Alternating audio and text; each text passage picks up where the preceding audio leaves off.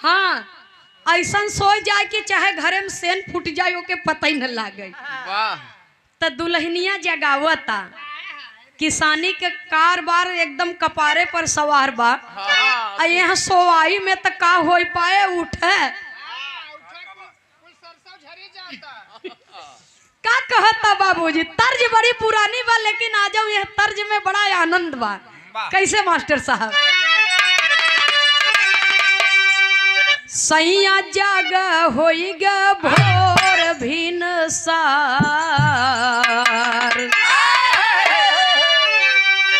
ए रजऊ जाग होइगा भोर भिन सार। कबो कबो स्वर्गीय बाबू राम कैलाश यादव जी गाया करते थे, दादा की नहीं हमसे न बने, दादा दादा ही रहे, नंदनिया नंदनिया ही रहे, लेकिन फिर भी प्रयास है, कहना है। दुल्हन कहता, ए दुल्हा जाग होइगा भोर भिन सार, रैनिया सारी बीत गई।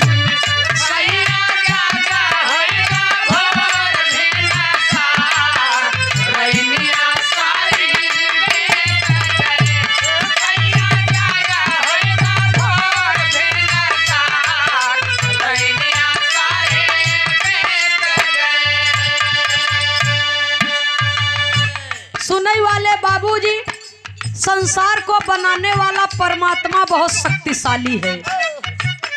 प्रकृति बहुत मजबूत होती है बाबूजी, इसका मुकाबला कोई कर नहीं सकता।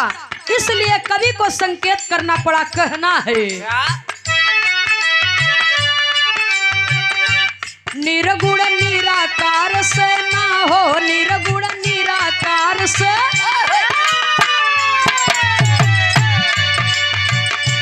निर्गुण निराकार से पैदा भ संसार,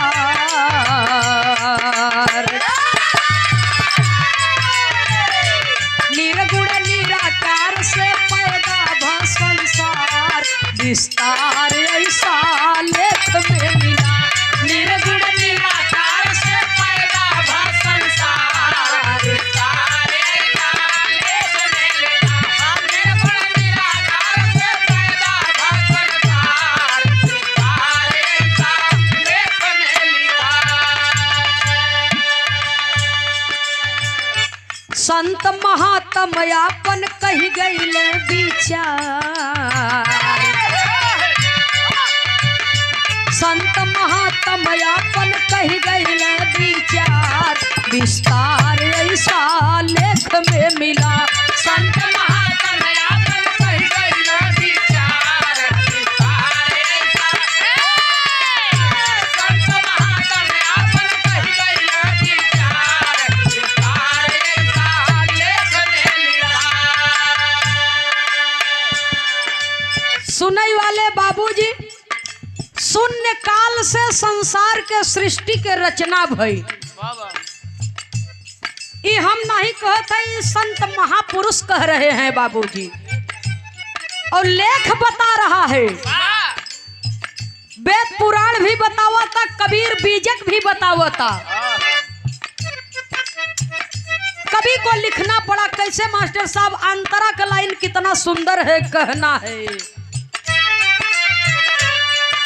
निराकार पहले रच डाला आदि शक्ति महारानी, निराकार पहले रच डाला आदि शक्ति महारानी, निराकार पहले रच डाला आदि शक्ति महारानी।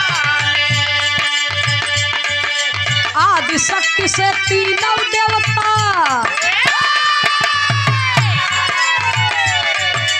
आदि शक्ति से ब्रह्मा विष्णु और हुए शिवदानी, तीनों देवता कैला सृष्टि के सुधार, विस्तार ऐसा लेख में मिला। तीनों देवता कैला सृष्टि के सुधार, विस्तार ऐसा, तीनों देवता कैला सृष्टि का सुधार, विस्तार ऐसा लेख में मिला। सेवम निराकार पहले रच डाला आदि शक्ति महारानी, आदि शक्ति से ब्रह्मा विष्णु और हुए शिवदानी। तीनों देवता कैले सृष्टि का सुधार विस्तार ऐसा लेख में मिला। तीनों देवताओं ने सृष्टि में सुधार क्या किया? माटी पानी हवा अग्नि सूरज चंदा तारा। माटी पानी हवा अग्नि सूरज चंदा तारा। माटी पानी हवा अग्नि सूरज चंदा तारा। सब में काम करत है या नहीं? सब में काम करत है या नहीं? ढंग से रंग संवारा। इनके रचना के बाना ही, इनके रचना के बाना ही वारा पार विस्तार ऐसा लेख में मिला। इनके रचना के बाना ही वारा पार विस्तार। इनके रचना के बाना ही वारा पार विस्तार ऐसा लेख में मिला। वाह प्रभु, आपकी माया अनंत है। कितना बढ़िया बाबूजी परमात्मा ये सृष्टि के रचन, माटी पानी हवा अग्नि सूरज चंदा तारा, और सब में काम करत है या नहीं? ढंग से रंग संवारा। यहाँ हम आप परेशान है कि फलाने ही जाती हैं, ढेकाने ही जाती हैं, लेकिन देखिए प्रकृति ने किसी में कोई भेदभाव नहीं किया बाबूजी। वही सूर्य के रोशनी सबके लागत था, सूर्य चंद्रमा में कोई अंतर नहीं किया बाबूजी। हवा आगी पानी पानी बरसता, तो ये थोड़ा बा कि एक जने पंडित जी हैं तो उनके खेते में बरसे, हमारे में न बरसे। हाँ, बगले अगर हैं तो उहू में कुछ न कुछ तजाबई करे न, छीटा काटी दे थी कि श्री राम मूर्ति यादव नेताजी, और ये कई बार पुरस्कार आपकी ओर से आया है, और ये चौथी बार पुरस्कार आपकी ओर से आया है। श्री राम मूर्ति यादव नेताजी ग्राम रामपुर खुर्द की पावन सरजमी से सादर 101 रुपया देकर के सम्मान किए, आशीर्वाद दिए हैं ये गीत के भाव पर। बहुत बहुत सादर नमन, आशीर्वाद की कामना। जय श्री कृष्ण। सुनने वाले बाबूजी, परमात्मा संसार बनाए, संसार में इंसान बनाया, और इंसान के बाबूजी सबके अंदर वह पांचे तत्व का मसाला फिट बा, और सबके नुकुरा कान आँखी जगह पर बा अपने। ऐसा नहीं न कि आप बहुत बड़वार है तो आपके निकुरा सामने बा, और हमारे पल्ले कुछ नहीं तो हमारे निकुरा कपारे कहती बा। ये परमात्मा के बाबूजी रचना है, और इसका मुकाबला करना हमारे आपके बस की बात नहीं है। अगली लाइन में कवि लिखते हैं कैसे मास्टर साहब?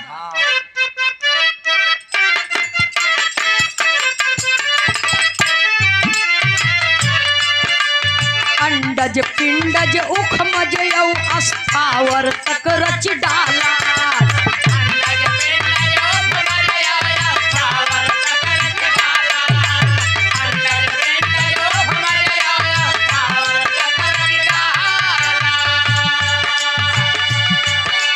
जलचर धरचर और चराचर, जलचर धलचर और चराचर धन्य रचयिता आला। इनकर रचना जाने कौनो जाननहार विस्तार ऐसा लेख में। इनकर रचना जाने कौनो जाननहार विस्तार ऐसा लेख में मिला।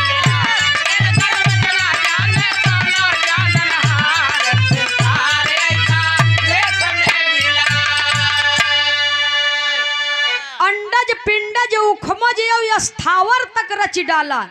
जलचर थलचर और चराचर धन्य रचयिता आला। इनकर रचना जाने कौनो जाननहार त जानेस के लिखा ग बाबूजी अगली लाइन में। जोगी जति तपस्वी हार गए, प्रभु भेद नहीं जाना। जोगी जति तपस्वी हार गए, प्रभु भेद नहीं जाना। जोगी जति तपस्वी हार गए, प्रभु नहीं जाना। अरे तुलसी सूर कबीर जान गए, ये सुनई वाले पंचौ बिना रंग पही सबके रंग में बने अपना बेरंगदार, विस्तार ऐसा लेख में मिला। जानेस के तुलसी सूर कबीर जान गे बिना रंग पहचाना। जे तपस्या की है, जे अध्यात्म के जानेस उ जानेस परमात्मा की रचना। बाबूजी कितना करिश्मा भरा है इसमें। तुलसी सूर कबीर जान गए बिना रंग पहचाना, सबके रंग में बने अपना बेरंगदार। वाह, मालिक सबके कलरदार बनाए दिए हैं, सबके ऊपर पेंट चढ़ाए दिए हैं। हाँ, क्यों गोर, क्यों करिया, क्यों सांवर, क्यों गेहुआ कलर, क्यों मोट, क्यों छोट, क्यों बड़ा, और अपना बेरंगदार। सबके ऊपर रंग बा, लेकिन मालिक के रंग का कोई पता नहीं बा बाबूजी। काहे बदे कि इंसान अपने रोजी रोजगार बदे अपने मूर्ति गढ़ता, ऊपर रंग चढ़ावता, अपने पूजा करता। लेकिन जो परमात्मा हमें और आपको बनाया है बाबूजी, उसका कोई रंग नहीं है, वो निराकार है। अच्छा, एक बात थोड़ा विचार करे वाली बा कि अगर परमात्मा ही तनिस गड़बड़ी कई दिए होते, सबके एक कई कलर, एक कई गढ़न, एक कई सकल सूरत के बनाए होते, तब चाहिए जे करे घरे में घुस जिया का चीज नहीं पौता कि एक हैं, ये सार हैं कि बहनोई हैं।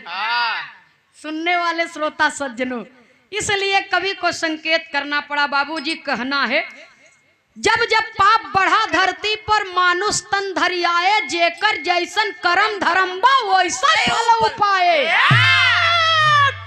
और सबसे तगड़ा बने माया का बाजार, विस्तार ऐसा लेख में मिला, लेख में मिला। अच्छा, एक बात हमारे ये नहीं समझ में आवत, हमें गलत जिन समझे, हम नास्तिक नहीं है। हाँ, यहाँ लिखा गया गाना कि जब जब पाप बढ़ा धरती पर मानुष तन धरियाए, और जेकर जैसन करम धरम बा वैसे फल पाए।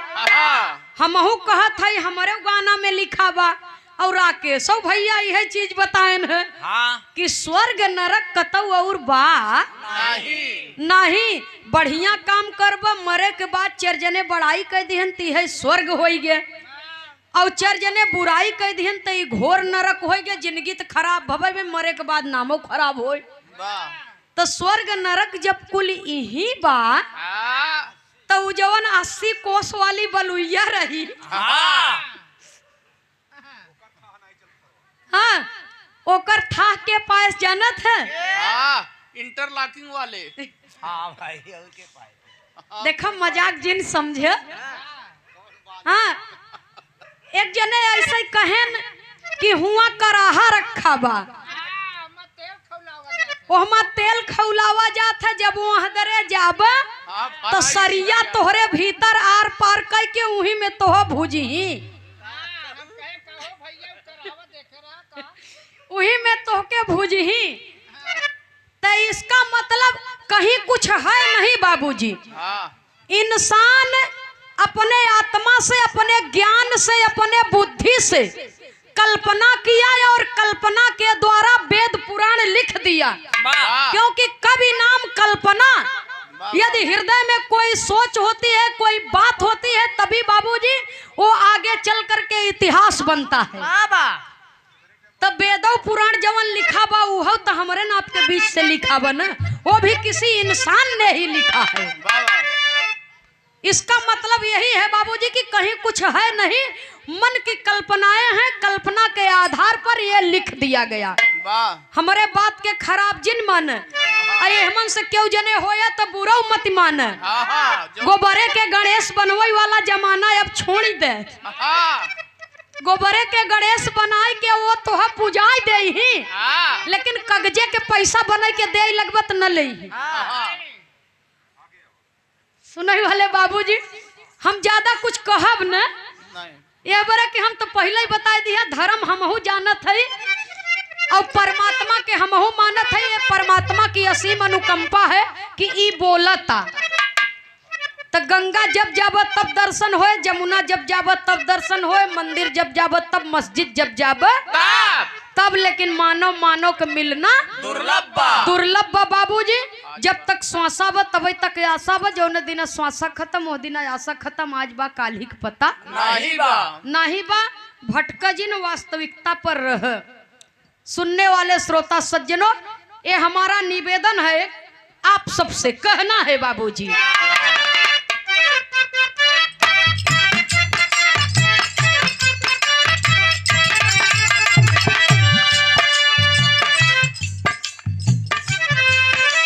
संत महापुरुषों ने बयान किया, जो भजन करके माया से विरक्त हो गए बाबूजी, उन्होंने बयान किया, ई माया से बचै के खातिर सत्संग अपनावा। ई माया से बचै के खातिर सत्संग अपनावा। ई माया से बचै के खातिर सत्संग अपनावा। सत्य सच के सौदा कैला, सत्य सच के सौदा कैला, समझाया समझावा। काहे बने तू तो सब जियो में बाटा समझदार, विस्तार लेख में मिला। तू तो सब जियो में बाटा समझदार, विस्तार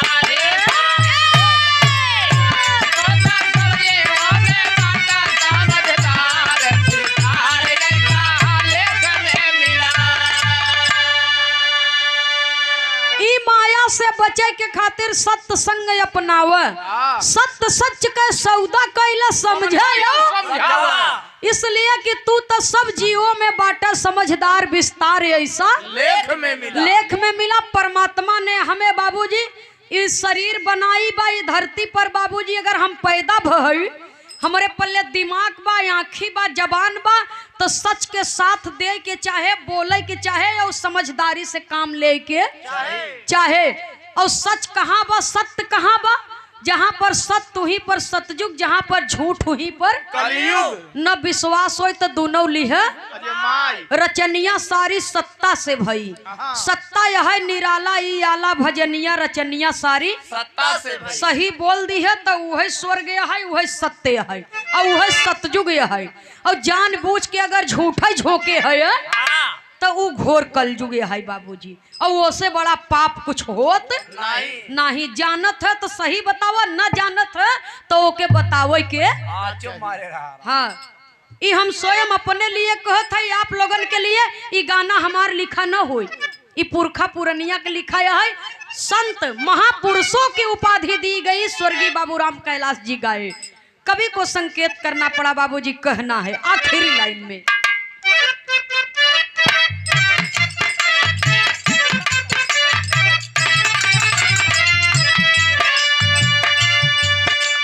स्वामी सीताराम हित जी ले लिहले स्वर्गवास।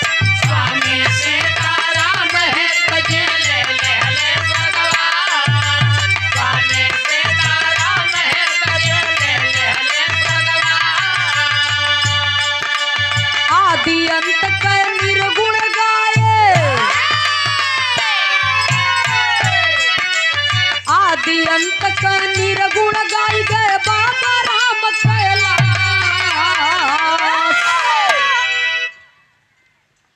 नंदिनी खेमराज कभी विजय का परिवार। आज बाबूजी ये दुनिया में नहीं है। बाबूजी के श्रद्धांजलि में, पिताजी के श्रद्धांजलि में एक कार्यक्रम मनाया जा रहा है।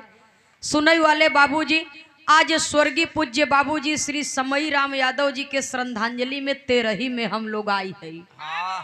ये तो जीवन की कड़वी सच्चाई है, चाहे हम हो चाहे आप हो, समय आए पर एक दिन सबके 13 हो के बाद।